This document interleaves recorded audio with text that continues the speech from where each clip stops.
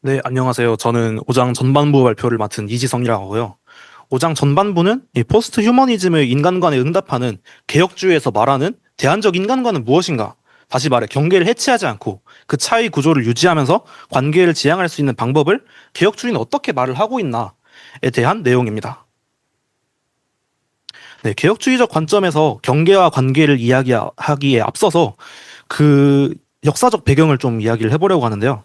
19세기에 네덜란드는 당시 프랑스 혁명의 영향으로 인본주의적 사고가 급격히 확산되는 시기였습니다.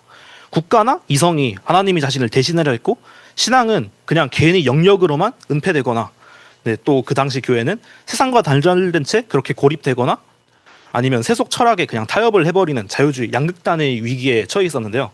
이런 상황에서 그리스도인이 어떻게 살아가야 되는가에 대해 아브라함 카이퍼의 반정립과 또 영역 주권이 대안을 제시합니다. 네, 반정립이란 서로 양립될 수 없는 상충되는 세시스들이 있을 때 그것을 반정립한 상태다라고 이해를 하시면 될 것 같은데요. 네, 예시를 하나 드려볼게요.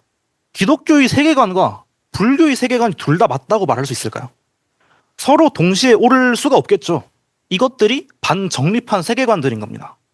네, 카이퍼의 반정립 사상은 기독교적인 세계관, 헤브라이즘과 세속적 세계관, 헬레니즘이라는 양립할 수 없는 세계관들의 대립을 있다라고 인정을 하는 것이고요.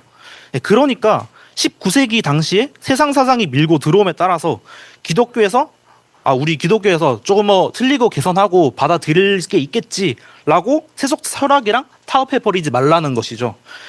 네, 그래서 세계관들이 서로 반정립함을 일단 먼저 인정함으로써 여러분의 기독교적 가치관이 세상과 섞이지 않게 이 울타리를 만들어준 이후부터 우리는 여기부터 개혁주의 관점에서의 경계와 관계에 대한 이야기를 시작해 볼 수 있을 것 같아요. 네, 그러면 이제 개혁주의 관점으로 돌아와서 개혁주의 입장이라면 의뢰 신학적 해석을 하기 전에 성경에서 어떻게 말해야 되는지를 좀 돌아봐야겠지요. 네, 성경에서는 하나님께서 태초에 빛이 있으라 하시면서 어둠과 빛과 어둠을 구분하신 것처럼 하나님께서 창조하신 세계는 상대적인 두 존재의 대비로 표현이 자주 되곤 합니다.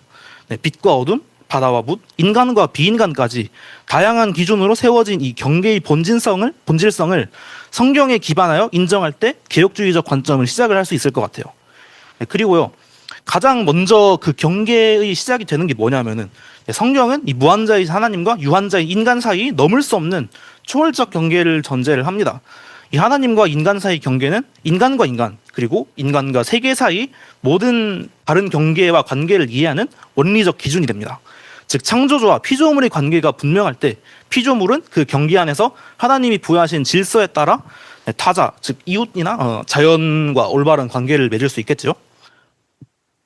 네, 그 다음으로 아브라함 카이퍼가 주장했던 주요 사상은 영역 주권론인데요. 그 당시에 뭐 국가나 아니면은 새로운 계몽주의 학문이나 자꾸 종교의 영역으로 넘어와서 힘을 행사하는 일들이 일어나고 있었어요. 그런 배경에서 국가나 교회나 학문과 예술 등 이런 각 영역들은 각자 고유의 경계가 있고 그 경계가 있지만은 서로 관계를 맺으며 공존을 하는데 이 영역을 막 서로의 주권을 인정하고 침범해서는 안 되고 모든 영역에 하나님께서 자기 영역을 또 주관하신다는 그런 영역 주권론이 제시가 되었는데요. 신앙과 불신앙은 이런 각 영역들에서 뭐 그 갈등하되 국가나 가정이나 과학이나 세계관 등등의 다양한 영역 위에서 갈등을 한다고 합니다. 네, 각 영역은 다른 영역이 침범할 수 없는 고유한 주권을 가집니다. 예를 들어 국가는 물리력 강제력을 가질 수는 있겠지만은 학문이나 예술의 영역에 함부로 개입해서는 안 되며 각 영역이 고유한 경계를 지키도록 돕는 역할을 해야 한다고 합니다. 그러나 이 영역들은 또 경계를 가진 채 서로 고립되어 있지만 않고 무한히 복잡한 하나의 유기체를 이룹니다. 즉 서로 분리된 채 단절된 것이 아니라 하나님의 주권 아래에서 서로 정당한 관계를 맺으며 조화를 이루어야 합니다. 이는 획일적인 통합, 즉 경계를 해체하는 그런 일이나 또 완전한 분리, 즉 관계가 단절되는 그런 것이 아닌 각 영역의 다양성을 인정하며 공존하는 원리가 됩니다. 그 다음으로는 헤르만 도예페르트의 우주 법 철학과 양상 이론을 차례로 소개해 드리려고 합니다. 이런 질문을 해봅시다. 이 마이크의 의미가 먼저 있고 그 다음에 이 존재가 생긴 걸까요?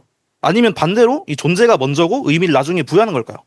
의미가 먼저냐 존재가 먼저냐라고 하는 질문에 존재가 먼저다라고 답하면 실존주의고 반대로 의미가 먼저다라고 하면 본질주의라고 합니다.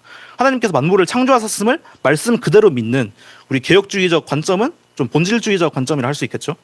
우주 법 철학의 핵심이 이와 맥락을 같이 합니다. 모든 피조물이 존재하기 전에 하나님께 부여받는 의미의 총체성이 선재한다는 것입니다.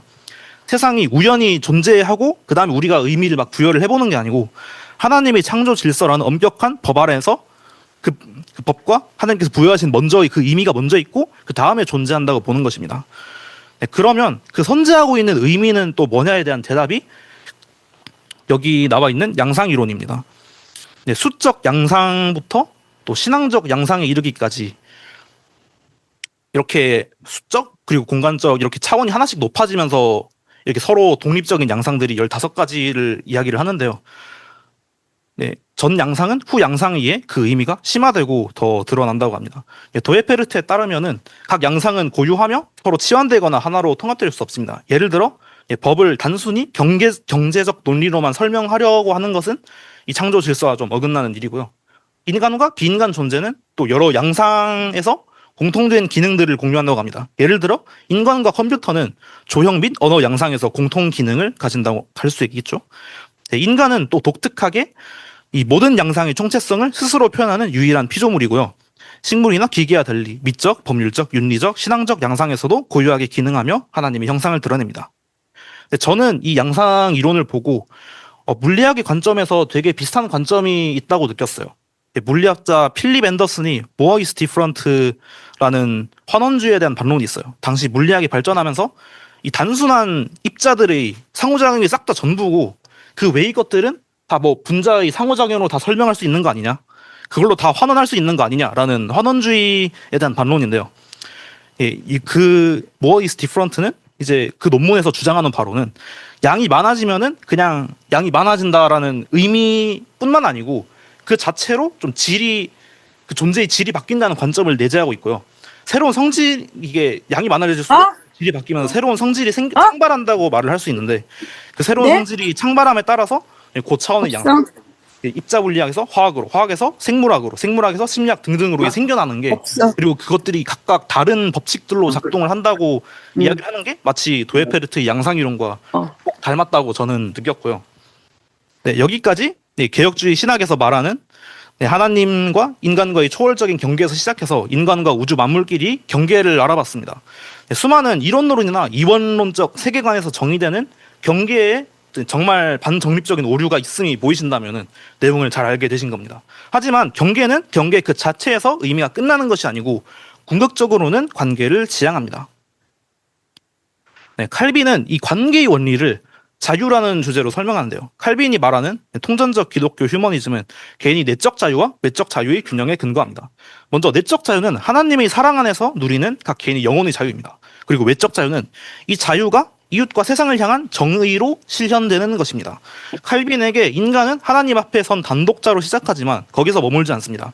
타락한 사회의 불평등을 관용하고 하나님의 선한 의지로 이웃을 사랑하며 정의를 실천하는 공동체적 존재로 나아갑니다. 이는 인간을 단순히 수치나 데이터 혹은 물질적 구성 요소로 환산하려는 과학주의적 포스트 휴머니즘의 인간관과는 다른 전인격적인 시각입니다. 다음으로 월터 스토프는 이 관계적 인류학을 샬롬이라는 비전으로 구체화합니다. 포스트 휴머니즘은 세상의 차별과 아픔을 해결하기 위해 차이와 경계 자체를 없애버리는 것이 정의라고 말을 합니다. 하지만 월터 스토퍼는 경계를 없애는 것이 아니라 관계가 회복되는 것이 진정한 정의라고 역설합니다. 그가 말하는 샬롬은 3가지 층위를 갖는데요. 첫 번째는 창조의 비전과 관련된 샬롬으로 하나님은 모든 피조물이 각자의 목적대로 번영하길 바라십니다. 인간에게는 구원, 즉 특별 은혜와 더불어 세상을 돌보는 문화 명령, 즉 일반 은혜를 같이 주셨습니다.